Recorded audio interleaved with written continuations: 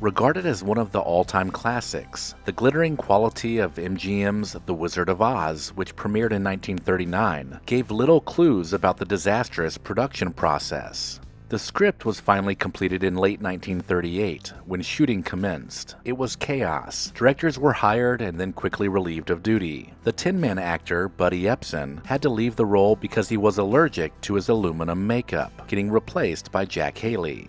The dog who played Dorothy's loyal companion, Toto, misbehaved so badly it resulted in ruined take after ruined take. And finally, Margaret Hamilton, who played the Wicked Witch of the West, was badly burned as she disappeared within a plume of smoke and fire during the Munchkinland scene.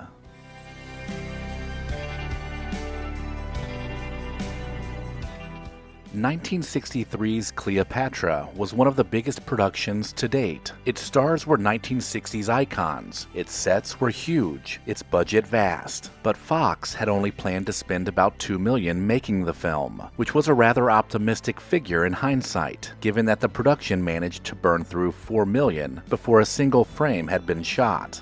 Director Joseph L. Mankiewicz was brought in to replace Ruben Mamoulian shortly after filming began. The production was subjected to repeated delays, as various actors came and went, and Elizabeth Taylor became seriously ill. And to top it off, elaborate sets were needed for filming, and these were built in London. But then they went unused once the production relocated to Rome.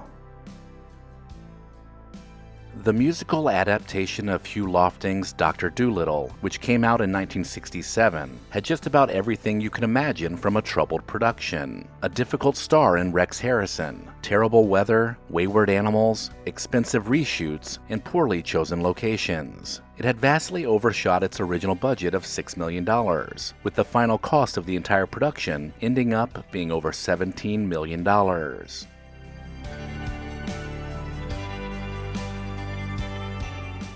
Compared to George Lucas's ambitious science fiction outings, you'd be incorrect to think that a drama about 1960s teenagers would be relatively simple to make.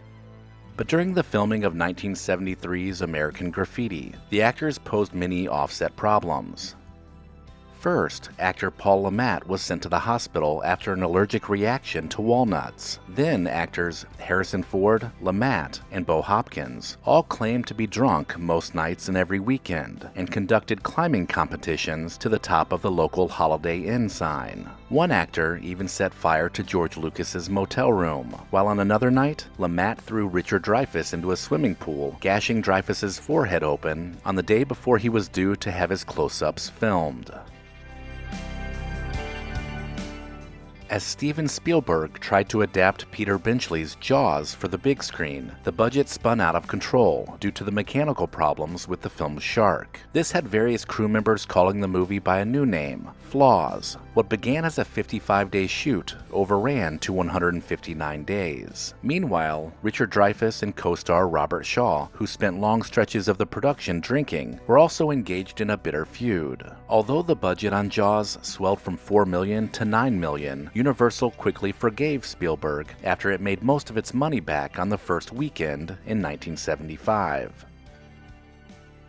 William Friedkin never did make things easy for himself, especially on the set of Sorcerer from 1977. Friedkin had a gigantic bridge constructed over a Dominican Republic river at a huge cost, only for the riverbed to dry up. As the shoot wore on, 50 members of the crew became ill with malaria, food poisoning, and gangrene. Friedkin once said, "It's the main theme. No matter how difficult your struggle is, there's no guarantee of a successful outcome."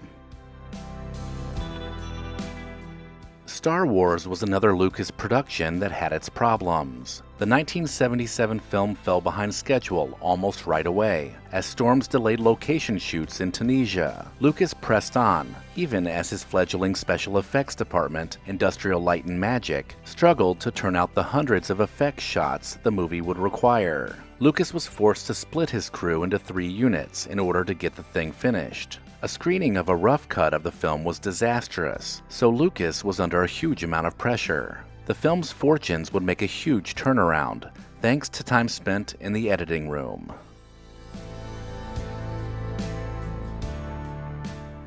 1979's Apocalypse Now was a film production so nightmarishly long and filled with so many bad decisions, terrible turns of fortune, and just plain bad behavior that it birthed its own legendary documentary, Hearts of Darkness. Francis Ford Coppola shot the movie in the Philippines, a country chosen due to its similarity to Vietnam. A shoot initially expected to last for 5 months swelled to more than a year. During that time, there were storms, script rewrites, and the movie's leading man, Martin Sheen, even suffered a heart attack during filming.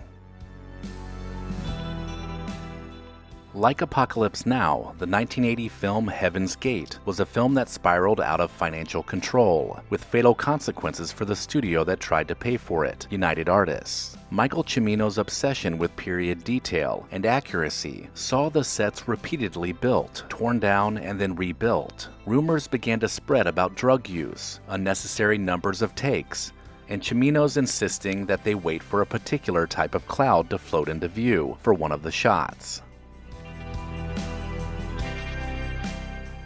To understand just how crazy 1981's Roar production was, consider these numbers. It took 11 years to make. The reported cost was $17 million.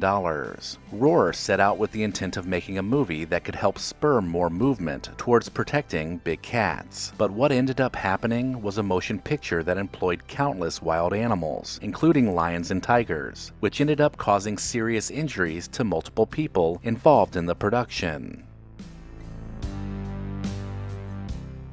The novel that would ultimately become 1982's Blade Runner was subjected to numerous rewrites before and after Ridley Scott signed on in early 1980. What began as a splintered relationship with cast and crew bordered on a mutiny as the shoot wore on, already irked by Scott's exacting style of movie making. The director's comments to a UK newspaper suggested he preferred working with a UK crew, and this led to even more friction with the crew. Scott and several other collaborators explained just how torturous the production was from beginning to end, with the final shot captured just as its producers turned up to pull the plug.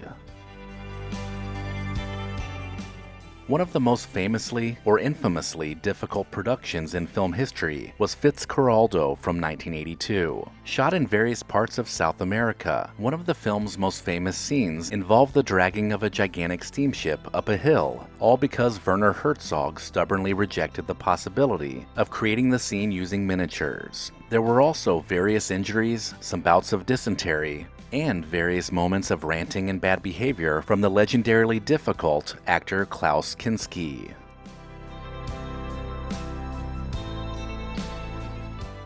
In 1984's Gremlins, they literally invented the technology as they went along. They also deviated from the script quite often to explore more about the gremlin characters. A small army of puppeteers was living beneath each set, controlling rods and levers, and staring into video monitors with the picture flipped as in a mirror. The process of shooting Gremlins effects was so arduous that a scene was added to satisfy the crew. Poor Gizmo was pelted with darts in a scene because the mechanical puppet was so frustrating to operate.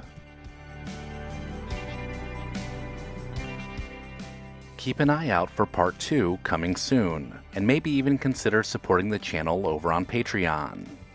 If you enjoyed this video, consider watching this playlist, then visit the channel to search the Recollection Road Library. As always, thank you so much for watching.